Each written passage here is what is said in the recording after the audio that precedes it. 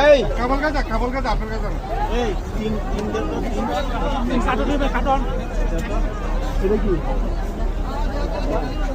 এটা তো তিন হ্যাঁ পাঁচ টাকা আর মুখালা সোনাটা হ্যাঁ তিন কার্টন